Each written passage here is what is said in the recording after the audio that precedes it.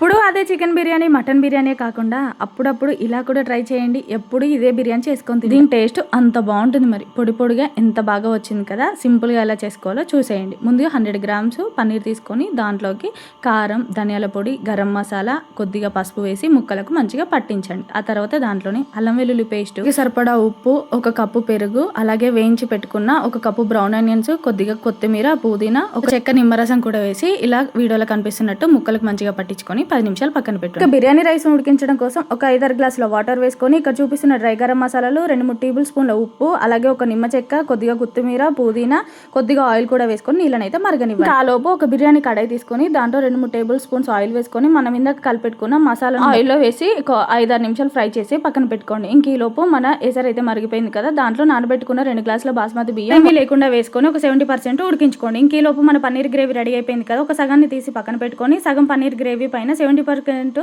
ఉడికిన రైస్ ను కూడా ఇలా లేయర్స్ లాగా వీడియోలో చూపిస్తున్నట్టు వేసుకొని ఆ పైన మళ్ళీ పన్నీర్ గ్రేవీ పెట్టి పన్నీర్ గ్రేవీ పైన ఫ్రైడ్ ఆనియన్స్, కొత్తిమీర, పుదీనా, కొద్దిగా నెయ్యి, మళ్ళీ రైస్ అయితే వేసుకొని పైనుంచి ఫ్రైడ్ ఆనియన్స్, పాలలో చిటికెడు పసుపు కూడా వేసుకొని ఇలా కలర్ కోసం రైస్ పైన పోసుకొని ఇంకా మూత పెట్టి ఓ పైన అయితే ఒక చపాతీ ప్యాన్ పెట్టి మనం రెడీ చేసి పెట్టుకున్న బిర్యానీ గిన్నెను పెట్టి ఒక మూత పెట్టి దానిపైన ఎయిర్ బయటికి పోకుండా ఏదైనా బరువును కూడా పెట్టేసుకొని ఇంకా ఒక 5 నిమిషాలు మీడియం ఫ్లేమ్లో 10 నిమిషాలు సిమ్లో పెట్టేసుకుంటే మనకి అద్దిరిపోయే రెస్టారెంట్ స్టైల్ యమ్మీ పన్నీర్ బిర్యానీ అయితే రెడీ అయిపోతుంది. మరి మీకు ఈ వీడియో ఎలా అనిపించింది ఏంటో కామెంట్ చేయండి. మన పేజ్ని ఫాలో అవ్వండి.